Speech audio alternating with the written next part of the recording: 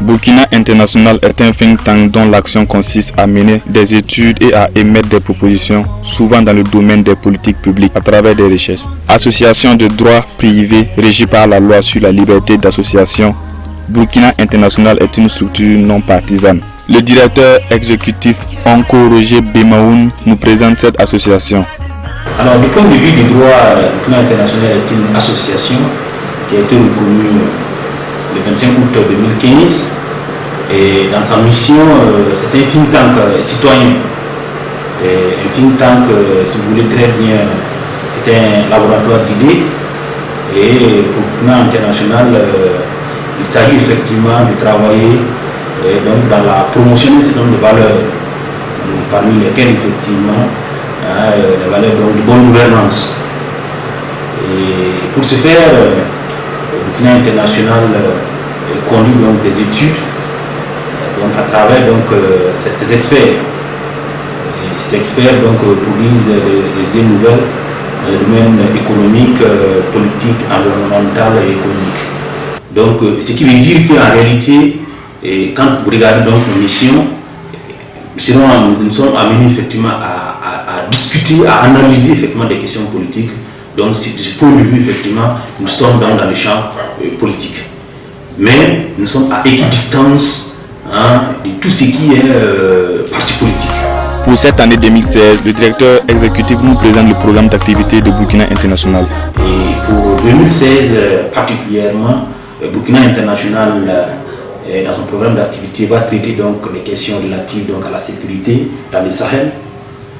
Et la question donc liée à l'offre et la demande énergétique au Burkina Faso, l'économie institutionnelle du renouveau démocratique, et les 100 jours de la gouvernance post-transition, la contribution des acteurs du privé pour, si vous voulez, donc le renouveau dans le domaine économique, et l'intégration et le panafricanisme, l'emploi des jeunes, les politiques de santé, et la souveraineté nationale et la monnaie, culture, indépendance et développement, et enfin donc Burkina International compte mettre en place un indice de gouvernance, donc dénommé indice Burkina International de la gouvernance. Une enquête sur les 100 premiers jours de la gouvernance post-transition s'est menée dans les 13 régions du Burkina Faso. Il était question de connaître l'opinion nationale sur des questions liées à l'actualité nationale. Le premier d'abord, c'est de faire un aperçu de ces 100 premiers jours-là, c'est-à-dire faire l'état des lieux des 100 premiers jours de la gouvernance post-transition, autrement dit les 100 premiers jours donc, du pouvoir de Roch-Marc Christian Kaboré, et également faire une analyse de ces 100 jours-là. Donc après l'aperçu, on va faire une analyse.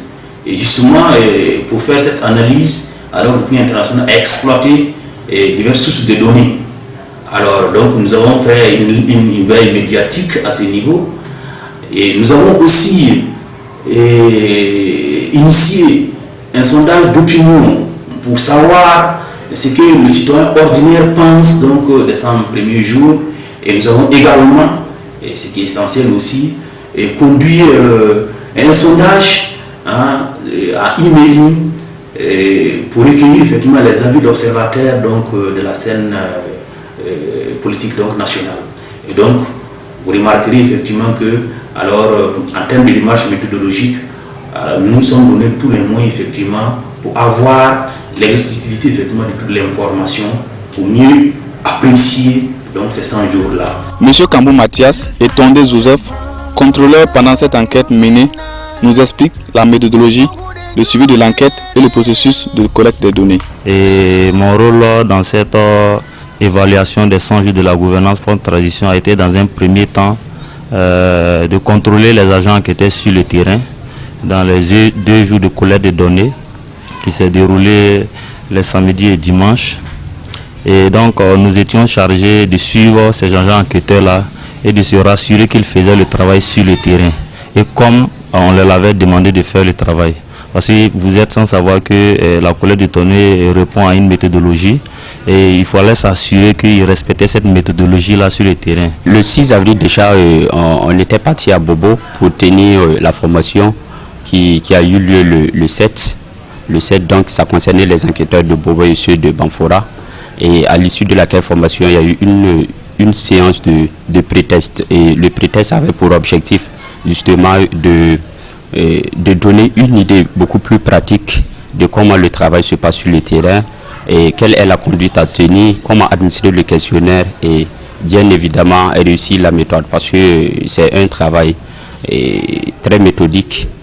Et vraiment parce que c'est la méthode qui détermine tout. Pour sélectionner la personne à interroger, la personne à interviewer, il y a une méthodologie, il y a un protocole qu'il faut appliquer.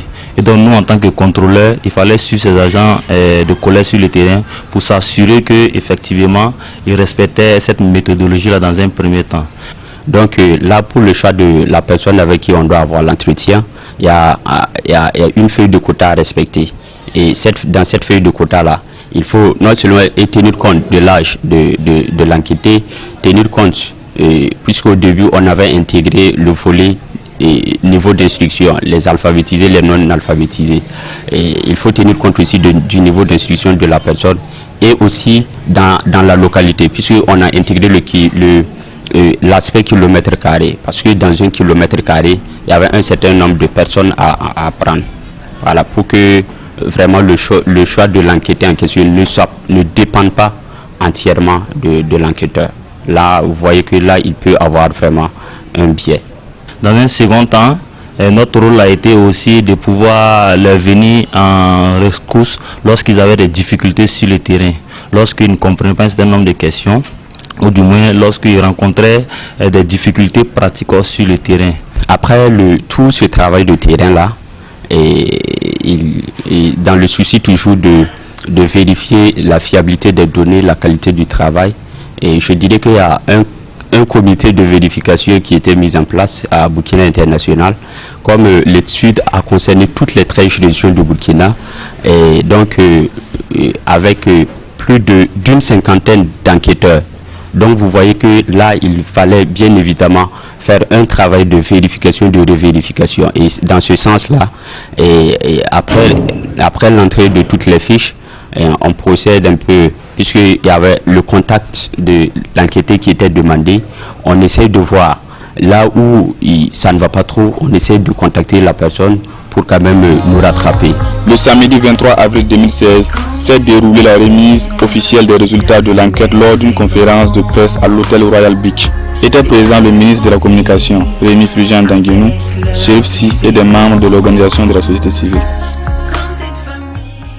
Il faut dire que les mesures gouvernementales liées au recrutement des 16 000 agents communautaires de santé sont bien appréciées. Les gratuités des soins de santé à la mère et de l'enfant est également bien appréciée, et la construction des forages dans les communes comme mesure aussi est également bien appréciée. En revanche, on note que sur les mesures liées au recrutement des enseignants pour le poste primaire et la réduction des trains de vie de l'État, ces deux mesures-là sont bien appréciées auprès des citoyens ordinaires. Par contre, le sondage réalisé auprès des observateurs à ces niveaux donne un résultat donc pas satisfaisant. C'est-à-dire que les observateurs n'apprécient pas la mesure gouvernementale liée au recrutement des 4200 enseignants pour le poste primaire et la réduction du train de vie de l'État. Et à ce niveau, par exemple, le score des observateurs est de 3,6 sur 10 et le score des citoyens ordinaires est au niveau de 7,2 sur 10, soit le double de ce que les observateurs ont comme score moyen.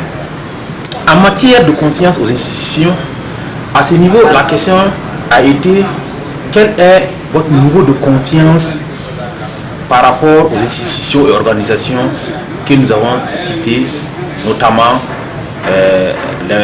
la justice, l'Assemblée nationale, les mairies, les forces de défense et de sécurité, les syndicats, les organisations de la société civile. En analyse à ce niveau, on note que les forces de défense et de sécurité obtiennent le score le plus élevé, 6,2 sur 10, suivi des syndicats, 6,1 sur 10, et ensuite, en troisième position, les organisations de la société civile avec un score de 5,7 sur 10. En revanche, l'institution judiciaire et les partis politiques sont mal cotés à ce niveau. Les partis politiques obtiennent un score de 4 sur 10 et l'institution judiciaire obtient un score de 4,5 sur 10. Donc c'est ce que nous pouvons dire en termes de confiance aux institutions et organisations. À propos de la performance des trois principales figures de l'État, c'est-à-dire le président du FASO, le premier ministre, le président de l'Assemblée nationale, à ce niveau, le président du FASO obtient un score de 6 sur 10, le premier ministre obtient un score de 5,4 sur 10 et le président de l'Assemblée nationale obtient un score de 5,6 sur 10. Donc nous pouvons dire en matière de performance, les trois principales figures de l'État sont assez performants dans leur manière de travailler si on se réfère donc au sondage effectué auprès des citoyens ordinaires. Donc voici de manière substantielle les principales conclusions que l'on peut tirer pour cette étude. À travers quelques mots, le ministre de la Communication et Chérif Sy donnent leur appréciation du travail abattu. Mais je suis d'accord dans le fait qu'il faut améliorer cette communication gouvernementale-là. Et nous avons pris conscience, nous avons essayé de déployer une stratégie. Et je pense qu'il faut véritablement à la fois anticiper les événements, mais également mettre l'accent sur ce que nous faisons effectivement au concret. Voilà ce que je voulais dire. Pour le reste, je pense que c'est une analyse qui est pertinente et qui est saine comme toutes les autres analyses. L'essentiel, c'est que ceux à qui elle s'adresse puissent en tirer les leçons et faire progresser les choses. Je pense que par le passé, c'est ce qui a beaucoup manqué à notre pays, que nous n'ayons pas ce genre d'initiative. Donc, vraiment, félicitations pour ce type d'initiative. Ce que je peux ajouter, les prédécesseurs l'ont dit, autant il y a des éléments assez pertinents, autant il y a nombre de curiosités. Voilà, donc c'est un beau travail et nous puissions-nous continuer dans ce sens-là. Le think tank citoyen a voulu à travers cette étude apporter des réponses et à contribuer au développement du Burkina Faso, pays des hommes intègres. Pourquoi cette étude et quelle est sa finalité? Burkina International, en tant qu'organisation de la société civile, estime que, aux côtés de la critique, il faut proposer. D'ailleurs, son slogan, c'est penser pour peser. Donc, c'est d'ailleurs pourquoi Burkina International exploite toutes les sources de données, les analyse et fait des recommandations pour la formulation des politiques publiques. Burkina International, think tank citoyen, penser pour peser.